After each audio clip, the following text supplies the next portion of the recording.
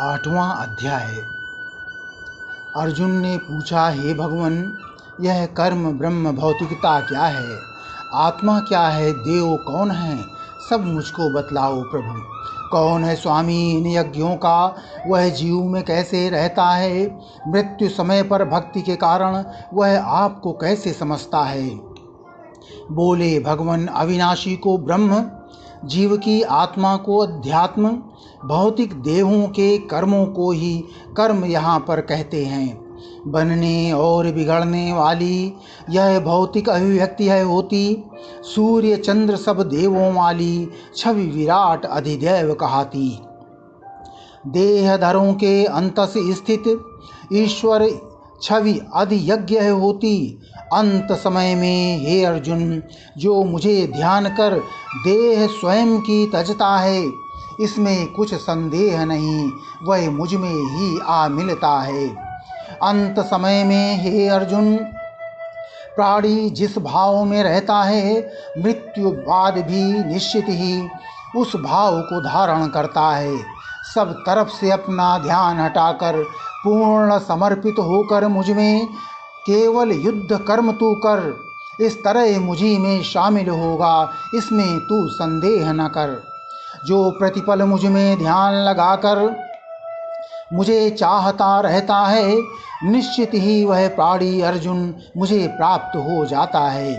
कल्पनातीत स्थिति वाले अति सूक्ष्म सर्वव्यापक स्वामी सहाय सच्चिदानंद का जो नित मन से सिमरन करता है, वह मृत्यु समय भी भक्ति भाव से भ्रिकुटी मध्य में प्राण थाप कर प्रभु के दर्शन करता है। ऐसा प्राणी निश्चित ही प्राप्त परम गति करता है। वेदों के ज्ञाता विद्वज्जन ओमकार उच्चारण करते बड़े बड़े सन्यासी मुनिजन ब्रह्म रूप में विचरण करते, सिद्धि चाहने के इच्छुक जन ब्रह्मचर्य का पालन करते। अब तुम्हें बताऊं वह विधि जिससे मोक्ष मनुज पा सकता है। सभी इंद्रियों को वश करना योग स्थिति कहलाता है। मन को हृदय में स्थिर करके प्राण वायु सिर धारण कर जन योग में स्थित होता है। इस स्थिति में स्थिर हो जो ओमकार उच्चारण करते मुझे सिमरते देह छोड़ता, निश्चित ही वह मुक्ति पाकर परम गति को पाता है। हे अर्जुन, जो अनन्य चित्त से मुझ में ध्यान लगाता है, मुझको है वह सुलभ, मनुज वह मुझे सहज पा जाता है। मुझको पा लेने पर प्राणी भव सागर तर जाता है। जन्म मरण के बंधन से वह अपनी मुक्ति पाता है। इस लोक से लेकर ब्रह्मलोक तक सब में दुखों का साया है। जन्म मरण के फेरों से इनमें कोई नहीं बच पाया है। पर तुम्हें बताऊं हे अर्जुन, जो मेरे धाम को पाता है, वह दुखों के सागर में फिर जन्म कभी ना पाता है। एक दिवस ब्रह्मा का 1000 युगों का होता, एक रात्रि भी ब्रह्मा की 1000 युगों की होती।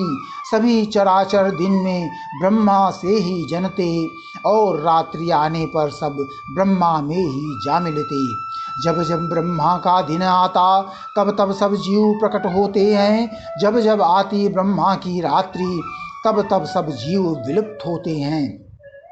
इससे परे और भी सत्ता जो कभी विलुप्त न होती है, सर्वस्व नष्ट हो जाने पर भी वह शाश्वत जीवित रहती है।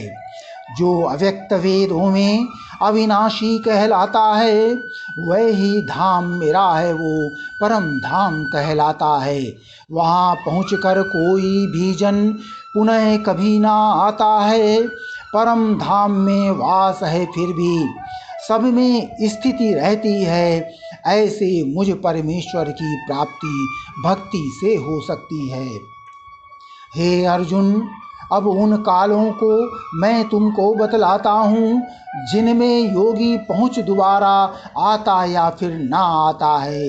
जो पर ब्रह्म के ज्ञाता योगी उत्तरायण या शुभ दिवस घड़ी में देह को अपनी तजते हैं, वे जन्म मरण को छोड़ पर ब्रह्म में शामिल होते हैं। जो धूम्र यामिनी कृष्ण पक्ष या सूरज के दक्षिणायन में देह त्याग कर जाते हैं, वे चंद्रलोक में जाकर फिर से पृथ्वी पर आ जाते हैं। शुक्ल कृष्ण दो मार्ग यहाँ पर वेद से जाने जाते हैं। शुक्ल पक्षी ना वापस आते, कृष्ण पति फिर आते हैं। हे अर्जुन, इन पथों का ज्ञाता कभी न मोहित होता है। तू मेरी भक्ति में स्थिर रहे, क्यों व्यर्थ में मोहित होता है।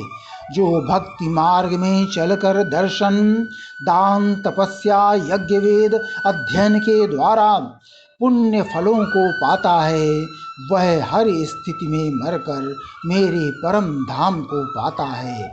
8वां अध्याय समाप्त।